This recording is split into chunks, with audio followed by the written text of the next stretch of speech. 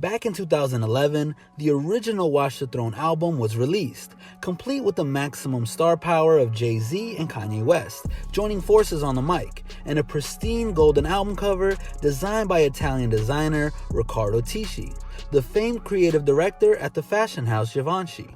Known collectively as The Throne, on this collaborative project, Jay and Ye had an A-plus production team that included Q-Tip, the Neptunes, RZA, Swizz Beatz, 88 Keys, Om'Mas Keith, and Mike Dean.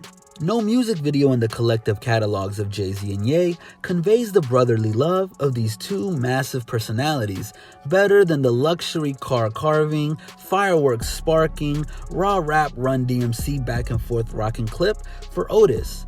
I mean, Jay-Z makes the La Familia connection clear with the lines like, "Live from the Mercer, run up on Yeezy the wrong way, I might murk ya." Along with Otis, In Paris, and No Church in the Wild, and its platinum certification in the United States, Watch the Throne satisfied those longing for these Rockefeller giants to just crush the game. But soon begged the question of, when is part 2 popping off? On May 25, 2012, it seemed that audiences had gotten their answer when producer and Kanye West's frequent collaborator Mike Dean got quite a few Kanye West and Jay-Z fans excited during an interview with Quiet Lunch when he shared, "I'm working on the Good Music album, of course, and Watch the Throne too. It's not started yet, but it's coming." But even with this low-key Mike Dean announcement, the exaggerated wait for Watch the Throne 2 was only just beginning. Unfortunately, the longer the gap of time between the original Watch the Throne and its anticipated sequel persisted, the more distant the once bright bond of master craftsman Jay-Z and his protege turned king in his own right, Kanye West, began to become. July 18, 2013. During Jay's Magna Carta Holy Grail album promotion run, he spoke with Zane Lowe in an interview for BBC Radio 1. Jay-Z describes his relationship with Kanye West by saying, "There's always Kanye and Watch the Throne too. It was actually really easy because of the relationship. It's always been a big brother thing and a respect thing. It's always a good experience."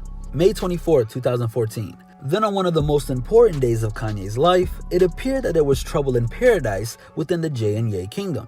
When Jay-Z and wife Beyonce did not attend Kanye West and Kim Kardashian's 2014 wedding in Italy, it sent shockwaves through the entertainment industry and magnified the gaping hole between the first Watch the Throne album and the actual potential release date for the second one.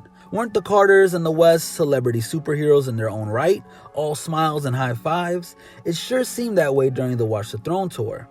Jay-Z publicized internal family problems between himself and Beyonce were alleged to be a reason why Jay and Bey put a pause on supporting Kanye and Kim on the day they traded vows.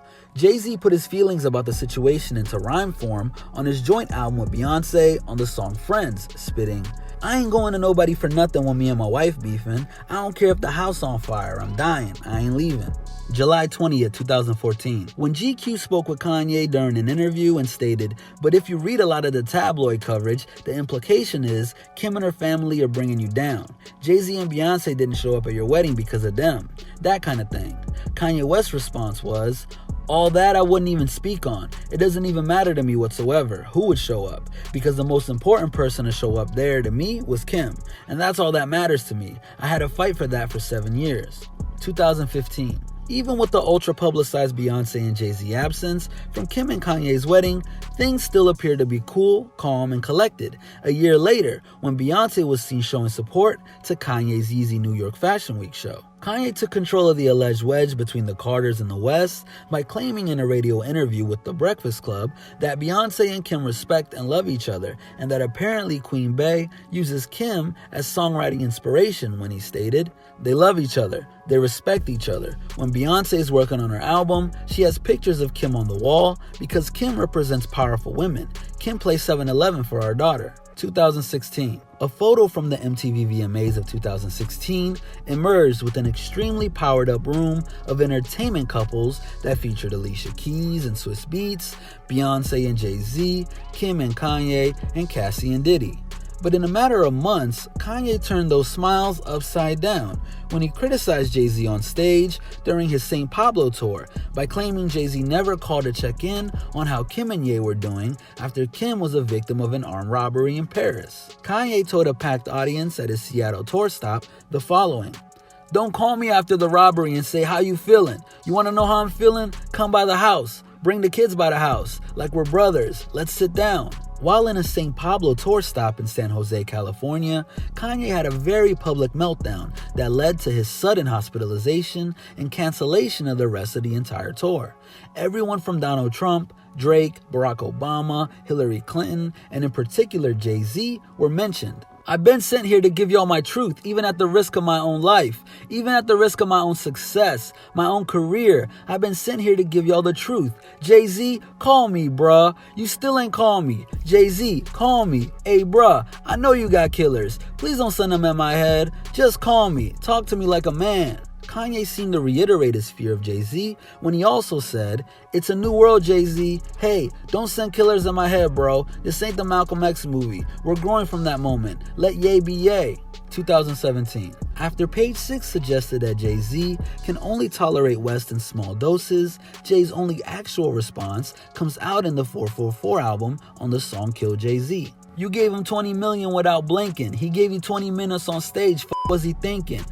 Wrong with everybody is what you saying, but if everybody's crazy, you're the one that's insane. Genius, a song lyric translator website, analyzed the lyrics to mean that the $20 million was a deal over Jay-Z's music streaming service Tidal, which Kanye ended up eventually putting an end to after the song's release, and the 20 minutes on stage was Kanye's rant.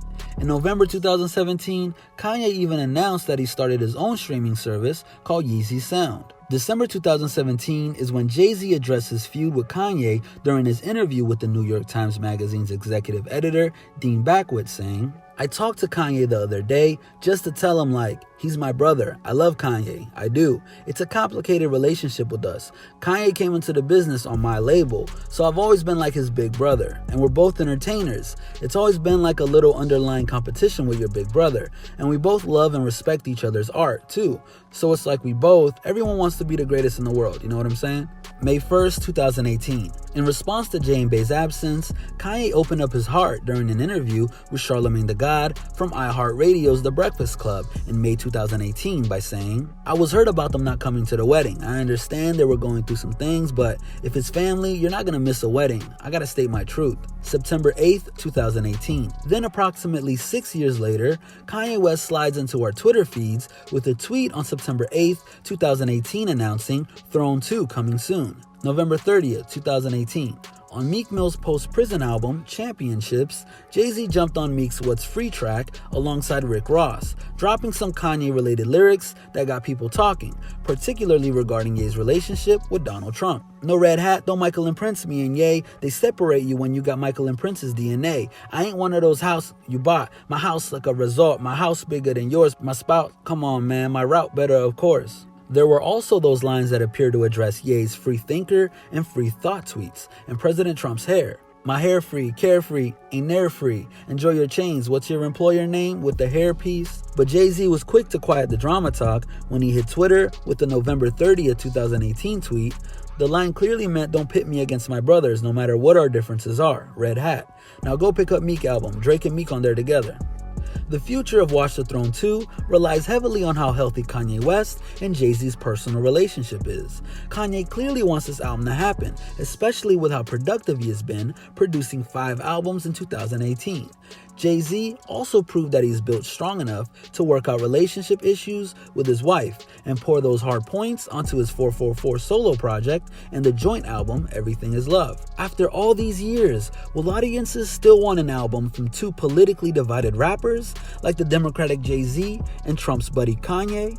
I would like to think the answer is yes, but I guess we'll have to see. This has been a HipHopMadness original. Make sure to stay tuned and stay up to date on everything we got going on by hitting that subscribe button and notification bell. Oh, and don't forget to follow us on Instagram at HipHopMadness and join the movement.